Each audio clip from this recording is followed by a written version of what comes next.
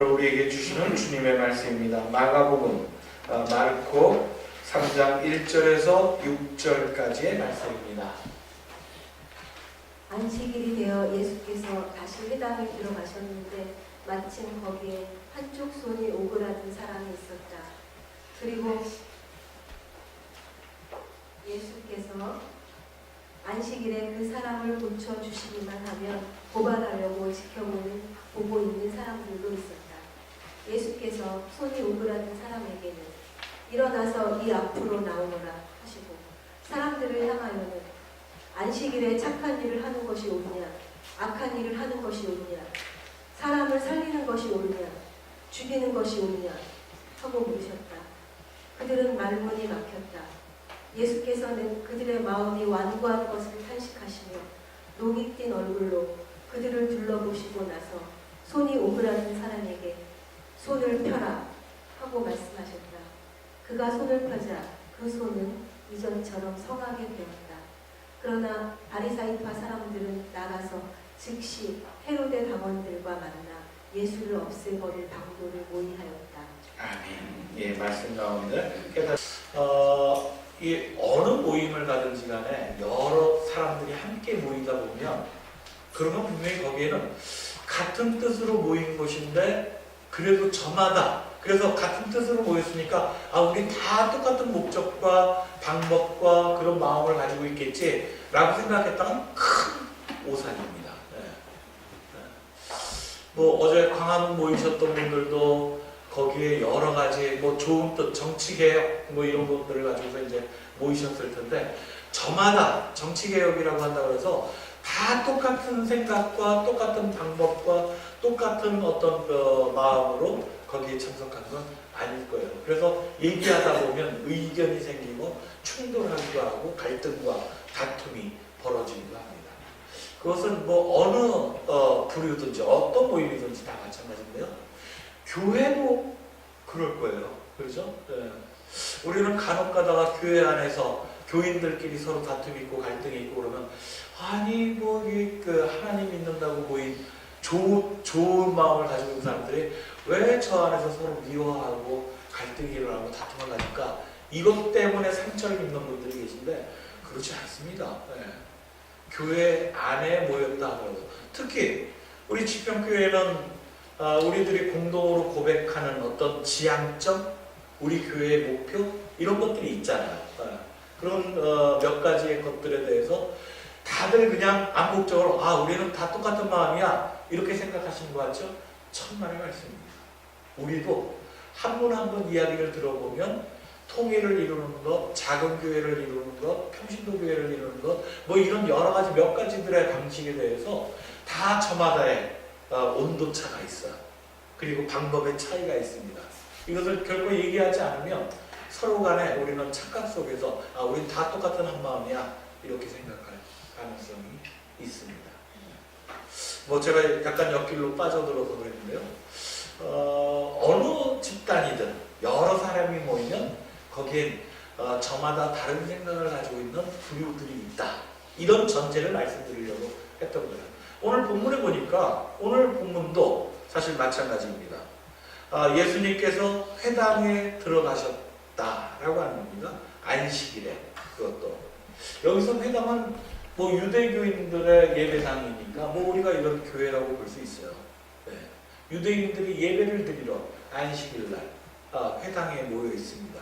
그리고 예수님이 그 안에 회당에 들어가셨어요. 자, 시대를 지금 휘어잡고 있는 랍비 예수 이분이 딱 회당 안에 들어오니까 사람들마다 쫙 긴장감이 들었습니다. 야, 저분이 오셨네? 라고 이제 다들 관심이 증폭되고 있는 그런 시기예요. 이 장면에 여러분들이 이제 같이 먼저 들어가야 됩니다. 그런데 예수께서 안식일에 그 사람을 고쳐주기만 하면 고발하려고 지켜보는 사람들, 그리고 한쪽 손이 오그라든 사람, 그리고 또 다른 사람. 자, 여기엔 어떤 부류의 사람들이 있습니까? 그러니까 유대인 회당에 모여있지만 다 같이 하나님 찬양하고 기도드리려고만 모인 공통의 목적만 있는 게 아니에요. 서로 다른 부류들이 있어요. 첫 번째 어떤 사람? 한쪽 손이 오그라드는 사람 있습니다. 또 어떤 부류의 사람들? 예수를 뭔가 이렇게 반감을 가지고서 지켜보는, 예수가 그 전에 들었던 얘기로 의하면 오늘도 분명히 뭔가 사고 칠 거야. 마치 트럼프가 와서 우리 국회에 연설한다고 갔을 때 다들 초긴장해서 저 사람이 또 뭔 소리를 할까 막 이거 지켜보는 것처럼 그렇게 지켜보는 사람들이 있는 거예요. 또 그리고 한쪽에서는 예수님과 예수님의 제자들, 혹시 뭐 그렇게 있었을까요? 네. 있죠. 세 부류만 있습니까? 그러지 않고 별 어느 쪽에도 속해져 있지 않은, 적극적이지 않은 그런 사람들도 또 있겠죠. 이렇게 한 네 부류 정도의 사람들이 이 회당 안에 있었다라고 하는 겁니다.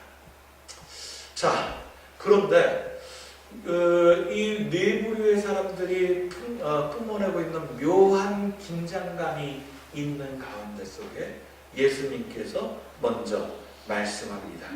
손이 오그라든 사람에게 일어나서 앞으로 나오너라. 아셨다는 거죠. 예. 본인이 딱 회당 안에 들어가니까 그동안에 막 웅성웅성하고 자기들끼리 얘기하고 그러는 사람들이 쫙 갑자기 조용했어. 여러분도 그런 경험 많이 하셨죠? 서너 명이 막 이렇게 막 밖에서 제가 들어가는데 막 얘기하고 있어. 막 웃고 떠들고 얘기하다가 제가 들어가니까 갑자기 싹 조용해져. 분명히 제 험담하고 있었던 거예요. 그러니까 뻔한 거죠. 예. 맞습니다. 회당 안에서 그냥 사람들이 막 이런저런 얘기들 하고 있다가 예수님이 들어가시자마자 순간 일순간 정적이 흐르고 긴장감이 흘러요. 그리고 예수님을 전부 쳐다보고 있습니다. 그러니까 예수님께서 아셨다는 거예요. 아무 말도 묻지 않고 손이 오그라든 사람에게 앞으로 나오너라. 이렇게 얘기하셨다. 그래, 니들이 뭘 생각하고 뭘 걱정하고 뭘 나한테서 바라는지 내가 그 핵심의 문제를 지금 건드릴 거야. 이렇게 공격적으로 말씀하셨던 거죠. 이 부분에서 사실은 아까 네 부류라고 얘기했었던 것을 이현주 목사님은 두 부류로 다시 이것을 재편합니다. 두 부류. 어떤 부류가 있을까요? 오그라든 사람들, 그리고 그것을 고치는 사람. 이렇게 이현주 목사님 나누셨더라고요. 멋지죠? 예. 손이 오그라든 한 사람이 있었는데, 그게 아니라 오그라든 사람들, 이렇게 표현을 했어요. 오그라든 사람들이라고 하면 분명히 한쪽 손이 오그라들었던 한 사람을 포함한 다른 여러 사람이 다 오그라들었다. 이런 얘기예요. 뭘까요? 한쪽 손이 오그라든 사람은 육신이 오그라든 겁니다. 손이 마비가 되어서 그 손을 쓰지 못하는 것일 뿐이에요. 몸에 상처가, 몸에 마비가, 몸에 병이 있는 사람입니다. 하지만 나머지 오그라드는 사람들은 무엇에 오그라든 겁니까? 몸이 아니라 그들의 영혼이 오그라든 사람들입니다. 오그라들었다, 마비됐다라고 제가 말씀을 드렸어요. 마비가 된다는 건 딱딱해진다는 것을 얘기하죠. 굳어진다는 겁니다. 굳어진다는 것은 뭐죠? 그건 죽은 사람의 시체. 사람이 죽고 나면 말랑말랑했던 우리들의 피부가, 우리들의 조직이 점점 굳어지기 시작합니다. 그래서 나중에 염을 하고 막 이렇게 이제 그 관으로 그렇게 발인하려고 이렇게 하다 보면 굉장히 온몸이 그냥 그대로 굳어져가지고 굉장히 무거워져요. 그래서 관을 때 굉장히 힘이 듭니다. 그런 겁니다. 마비가 됐다, 굳어졌다라고 하는 것은 죽은 것과 같은 겁니다. 한쪽 손이 오그라들었던 사람은 단순히 그의 몸 일부분이 마비되었고, 마비된 것으로 인해 그는 그 한쪽 손을 사용하지 못하는 그런 처지에 있었지만, 대부분의 많은 사람들은 예수님께서 보시기에 그의 영혼이 오그라든 사람들, 그의 삶을 이끌어가야 될 그 영혼이 죽어있는 사람들이라고 그렇게 얘기하고 있는 거죠. 자, 그 이유를 예수님께서 말씀하십니다. 안식일에 사람들을 향해서 안식일에 착한 일을 하는 것이 옳으냐, 악한 일을 하는 것이 옳으냐, 사람을 살리는 것이 옳으냐, 죽이는 것이 옳으냐, 반복어처럼 보이죠. 예. 앞에는 안식일에라고 하는 전제 조건이 있습니다. 안식일에 사람을 착한 일을 하는 것이 옳으냐, 악한 일을 하는 것이냐라고 하니까 이것은 분명히 전제되어 있는 건 안식일에 이런 것은 하지 마라 라고 하는 율법 조문이 있다는 거잖아요. 예. 이 랍비 문헌들, 선생들, 유대인의 랍비 문헌에 의하면 안식일에 금하고 있는 것은 그 중에서도 치유, 병자를 고치는 행위, 이런 것들 가운데 39가지가 있는데요. 그 중에 안식일 금기사항에 이 병자를 고치는 것, 이것은 초반에는 없었다고 해요. 하지만 후대에 와서 랍비 문헌에 아무리 작은 일이라도 작은 병자를 고치는 것도 그것은 안식일법을 어기는 것이다. 왜? 아주 위급하거나 생명을 살려야 되는, 생명이 막 죽어가고 있는 그런 문제라면 안식일에 치유해도 되지만 안식일에 그냥 그렇지 않은, 위급하지 않은 일을 병자를 고치는 것은 돈을 벌거나 다른 일이기 때문에 그것은 금한다, 이렇게 되어져 있대요. 그러니까 예수님이 오늘 병자를 고치려고 하는 이 손이 오그라든 사람은 사실은 위급한 건 아니잖아요. 그렇죠? 예. 그 사람이 당장 손이 오그라들어서 생활하고 있는 것 때문에 생명의 위협을 느끼는 건 아닙니다. 그러니까 이 예수를 지켜보고 있는 사람들이 그래, 너 고치기만 해봐라, 그러면 바로 너를 고발하고 너를 처벌할 거야, 이렇게 생각하는 건 당연한 일일 거예요. 전제 조건에 맞다는 겁니다. 율법 조문에 맞추어서 보니까 당신이 하려고 하는 일은 이미 불법입니다 라는 전제를 가지고 있다는 거예요. 두 번째, 반복어처럼 예수님께서 그래서 말씀하십니다. 야, 이게 착한 일이냐 나쁜 일이냐 이 정도 일이 아니라 사람을 살리는 것이 좋으냐 죽이는 것이 좋으냐, 이 문제다 라고 문제의 본질을 다르게 가져가고 있으세요. 생명을 구하는 일, 선한 일을 행하는 일, 이 모든 것은 유대인들도 반대할 리가 없습니다. 앞에서 말씀드린 것처럼 생명이 위급한 경우 그를 치유해도 됩니다. 그런 거니까 유대인들도 이 부분은 다 동의하는 부분이에요. 문제는 그들은 율법 조문을 우선적으로 생각하기 때문에 안식일엔 일할 수 있느냐 일할 수 없느냐 이렇게 문제로 가져왔지 생명의 문제로 이것을 쳐다보지 않았다는 거예요. 되게 우리가 법 이야기를 할 때 법이, 그래서 이제 그 유명한 말씀이 우리 알고 있잖아요. 여기 이 본문에서 나오는 것은 아니지만 제자들이 미리상을 막 이렇게 발라고 먹을 때 안식일에 제자들이 뭐 하는 짓이냐 라고 했더니 안식일이 누구를 위해서 있는 것이냐?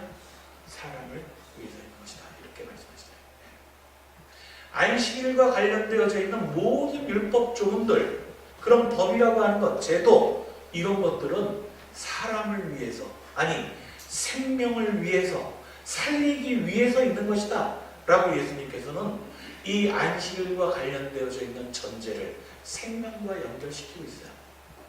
그런데 지켜보는 사람들은 이것을 일할 수 있는 것인가 없는 것인가 법을 우선 앞에다 두고서 생각하고 있다는 거죠. 앞에서도 그 누누이 몇 번 말씀드렸습니다. 어제 광화문에 수많은 사람들이 모여서 만민공동회처럼 서로 저마다의 이야기를 하고 자신들이 생각하는 정치개혁이 무엇인지, 국민주도 개헌이 어떻게 이루어져야 되는지 그런 이야기들을 마음껏 발산하는 시간을 가졌다고 저는 들었습니다. 그렇잖아요. 왜 그렇게 사람들이 이번 내년도에 있을 개헌에 대해서 관심을 갖는 걸까요? 왜 국민들이 직접 일어나서 자신들이 이렇게 저렇게 개헌해야 된다 이렇게 얘기하는 겁니까? 여태껏 우리나라를, 우리 민족을, 우리 국민들이 느끼기에는 이 법이라고 하는 것이, 또는 법이 운영되어질 때 이 제도 시스템 자체가 실제 국민을 살리는 법이 아니라 국민을 억압하고 국민을 죽이는 그런 시스템으로, 그런 법 운영으로 이루어지고 있다. 문제점을 느끼기 때문인 거죠.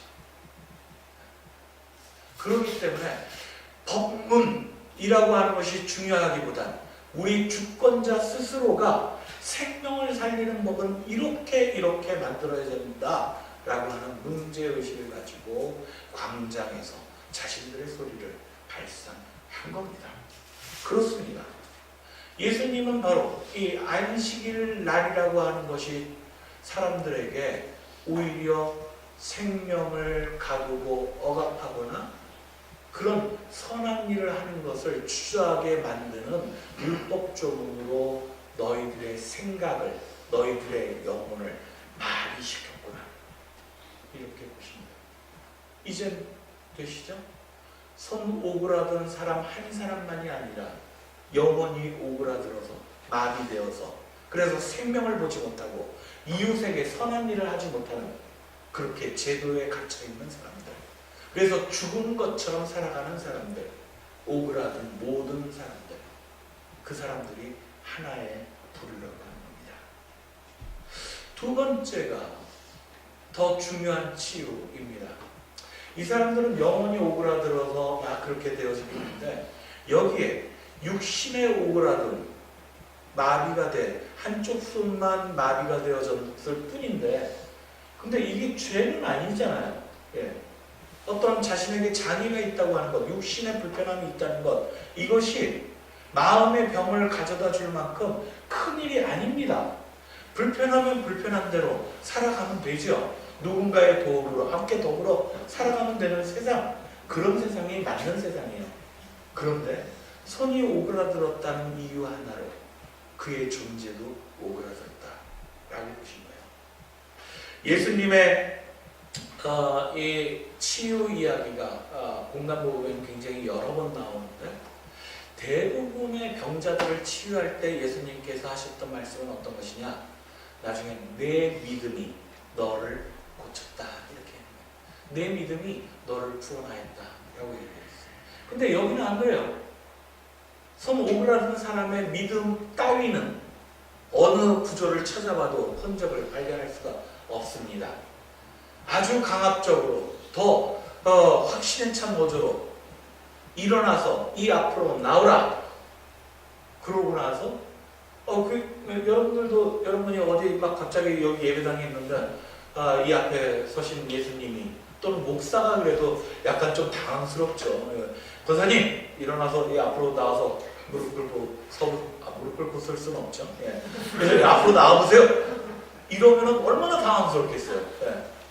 이게 무슨 일이지? 그럴 겁니다. 손 오그라든 사람도 그랬을 거예요. 일어나라. 그리고 이 앞으로 나와라.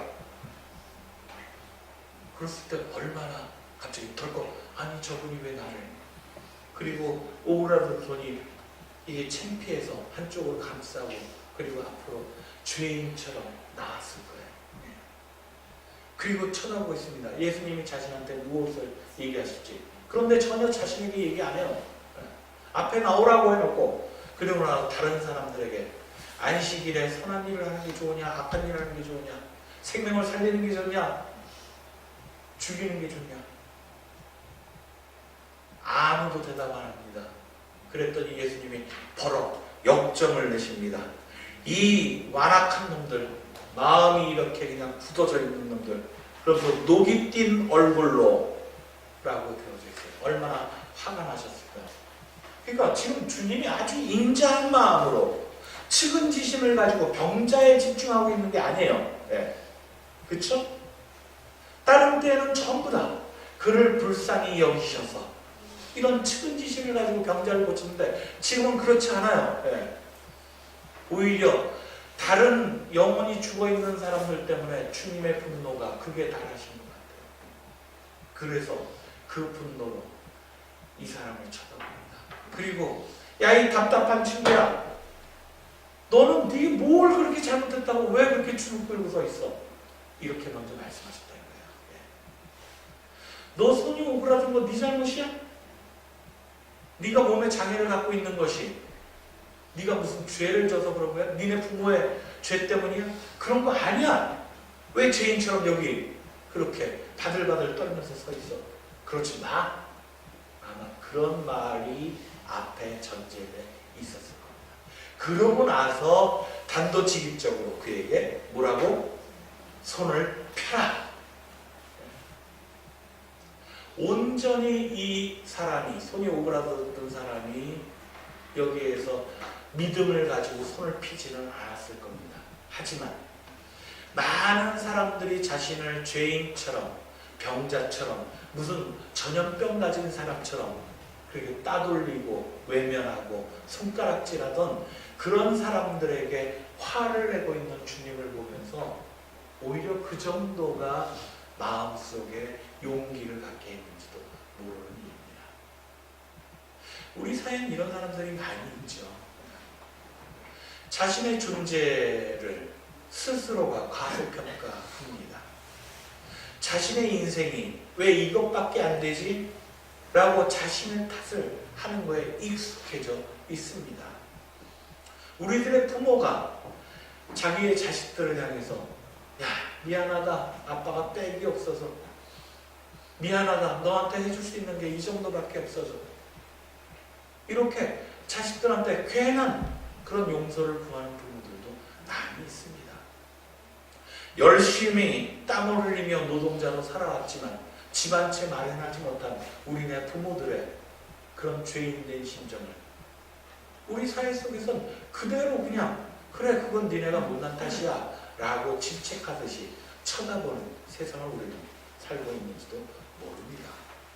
갖가지로 마음이 완악하여 그리고 생명을 살리기보다는 자기의 생명만 살리기 위해 남을 짓밟고 올라섰던 사람들이 더 큰 부와 권력을 쥐고 있는 그런 잘못된 세상임에도 불구하고 그 사람들 앞에만 서면 작은 사람이 된 것처럼 그들을 회장님이니 뭐니 이렇게 높이 떠받들면서 우리 스스로의 존재를 낮추며 살아가는 거에 익숙해져 있는 손이 오그라든 것 하나 때문에 자기 존재가 완전히 죄인인 것처럼 그렇게 끌려 나와 있는 그런 우리들의 인생이 너무나 많이 있다는 거예요. 오늘 뭐 사실은 설교 때 준비했던 얘기는 아닙니다만 수능생들 2명이 와 있으니까 그렇죠. 대학 수학 능력 시험입니다. 수능일이라고 하는 게 이것도 좀 이게 무슨 뜻입니까? 대학이라고 하는 큰 학문이잖아요. 한자를 그냥 풀면 큰 학문입니다. 수능, 대학 수학 능력. 그러니까 수학이라는 건 뭡니까? 배울 수 있는 그 학문을 큰 학문을 받아들일 수 있는 능력이 되는지를 한번 보자 이런 거예요. 근데 서울에 있는 스카이 뭐 막 이런 학교들만 큰 학문이 있는 건가요? 지방인 작은 학문인가요? 아니면 꼭 대학에서만 이런 큰 학문을 가르치나요? 제가 볼 땐 요새는 오히려 그냥 세상 속에 스펙 하나 더 쌓는 거에 관문 정도에 지나지 않는 아주 작은 학문인데. 근데 우리 아이들이 전부 다 이 대학 수학 능력 이것으로 자기의 존재를 딱 가름하는 경우들이 있습니다. 여기서 만점 받으면 내 인생의 존재는 만점인 것으로 우리 부모들 뿐만 아니라 모든 사회가 다 떠받들어 줄 거라 생각합니다. 여기에서 탈락하면 내 존재는 이 사회 속에서 탈락한 인생으로 존재로 그렇게 자기 스스로를 규정하도록 학교에서도 사회에서도 가정에서도 그렇게 혹시 우리는 남발하며 얘기하고 있는 것은 아닌가. 그렇습니다. 그것이 바로 손이 오그라드는 육신의 오그라듦 하나 때문에 영혼까지도 주눅들어 살았던 그런 존재들의 사건이 바로 오늘 본문의 말씀이죠. 주님께서는 그래서 그에게 손을 펴라. 너의 믿음이 아니라 나의 능력으로, 아니 우리 존재의 모든 힘으로 우리는 우리 인생을 활짝 피고 살아갈 권리가 있다라고 권리장전을 오늘 선포하시면 말씀드립니다. 어떤 목사님은 일어나라 그리고 이 앞으로 나오라 이것을 중앙 집중이라고 그렇게 또 해석을 하기도 했어요. 그래서 중앙을 지향하는 그리고 우리 주변부의 삶이 가운데로 더 중심으로 그렇게 나아가도록 만드는 것이고, 손을 쭉 뻗어라, 손을 펴라 라고 하는 것은 우리의 존재가 확장되어지는 것이며 서로 손을 잡고 연대할 수 있는 틀을 만드는 것이다. 이렇게 멋지게 얘기했습니다. 이 멋지죠? 주변부, 나는 내 인생은 언제나 주변부의 인생이야. 아웃사이더야. 나는 문제투성이야. 별거 아니야. 이랬던 우리의 아이들이 아니야, 그러지 않아. 네 인생의 주인공은 너야. 아니, 우리 사회 속에서 반짝반짝 빛나고 이 세상을 이끌어갈 존재는 바로 너희들이야. 그러니까 너희들이 중앙에서 이런 얘기 멋지게 거잖아요. 그리고 너희들 손을 펴. 그냥 주먹 쥐고 경계하면서 서로 싸우려고 그렇게 경쟁할 태도만 취하는 게 아니라 손을 피기만 하면 얼마든지 옆에 친구하고 잡을 수 있어. 멋진 얘기입니다. 이런 일들이 우리 사회 곳곳에서 일어날 수 있길 바랍니다. 사실은 예수 그리스도를 믿는다라고 하는 것, 이 교회당에 나와서 예배를 드린다고 하는 것, 그것은 바로 이런 멋진 예수 그리스도를 우리가 선생으로 삼고 있다는 것을 확인하는 일입니다. 많은 사람들이 이 세상을 겁박하고 세상은 그렇게 녹록하지 않아 라고 그렇게 엄포를 놓는다 할지라도 그 세상을 넉넉히 이길 수 있는 분, 노기를 띠고 그들을 호통치며 손을 펴라고 그렇게 얘기해 줄 수 있는 분, 그분이 우리가 믿고 따르려고 하는 예수님이다. 이것을 확인하는 시간이 되어야 합니다. 얼마나 만만치 않냐면요, 오늘 마지막 구절입니다. 그가 손을 펴자 그 손은 이전처럼 성하게 되었다. 이렇게 그 5절 뒤에 얘기하죠. 육신의 오라듬이 펴지자 그의 영혼도 그의 존재도 펴졌다라는 게 5절에 나온 거죠. 6절에 그러나 바리사이파 사람들은 나가서 즉시 헤로데 당원들과 만나 예수를 없애버릴 방도를 모색하였다, 모의하였다, 이렇게 돼 있어요. 예. 알고 봤더니 그 예수님이 들어오셨을 때 예수님을 지켜보고 그를 고발하려고 준비하고 있었던 사람들이 바리새파 사람이었구나. 그 사람들이구나. 역시 저놈들이야 라고 이제 딱 이렇게 인정이 되었어요. 근데 그 사람들이 나가서 혼자 일을 도모하지 않습니다. 누구? 헤롯 당원들. 어떤 사람들입니까? 헤롯의 그 밑에 수하들이잖아요. 정치입니다. 그러니까 종교와 정치가 결탁해서 생명을 살리려고 하는 세력을 어떻게 잡아 죽일 것인가 모의하였다라는 거예요. 딱 요즘 세상이죠. 정치와 종교가 만났을 때, 그때 정치와 종교가 딱 이렇게 만나면 생명을 살리고자 광화문에서 또는 곳곳에서 마을에서 외치는 그런 소리들을 짓밟고 없애버릴 것인가 모의하는 일이 벌어집니다. 만만치 않을 거예요. 우리 교회가 어떤 계획을 가지고 어떤 목표를 잡고 그리고 예수 그리스도의 길을 따르자, 복음을 전하자, 이렇게 결의하면 결의할수록, 그것이 높으면 높을수록 어둠의 세력들의 결탁은 더욱더 강고해질 겁니다. 하지만 지평교회 여러분, 오늘 우리는 창조일 11째 주일을 맞으며 다시금 우리가 어느 편에 어느 부류에 속해 있는가 이제 결정하고, 그것을 통해서 우리가 주님 편에 서 있다면 주님과 함께 손을 펴라 라고 오그라든 것을 회복시키는 그런 부류에 속해 있다면 우리는 기쁘고 감사하며 이 희망을 가지고 함께 나아갈 수 있는 그런 기쁨의 시간이 되어질 수 있을 것입니다. 우리의 아이들이 열어갈 그 세상도 그들이 손을 필 수 있도록 우리가 함께 눈을 맞추고 함께 그들에게 마음을 열어서 손을 피고 마음을 피고 우리의 삶을 핀다면, 그러면 얼마든지 그들에게도 희망의 세상을, 사회를 보여줄 수 있을 것입니다. 우리 지평의 교우들이 바로 그 일이 이 아름다운 계절에 시작되어지길 바랍니다. 11월, 11월, 12월 한 해를 마무리하는 것 같지만 또 다른 새해를 준비해야 되는 결단해야 되는 이 중차대한 시기에 우리 교우들에게 이 주님의 놀라우신 축복의 말씀, 주님의 크신 능력이 우리들에게 감사의 조건이 되길 바라면서 말씀 나눴습니다. 함께 이 말씀 기억하시며 기도하겠습니다.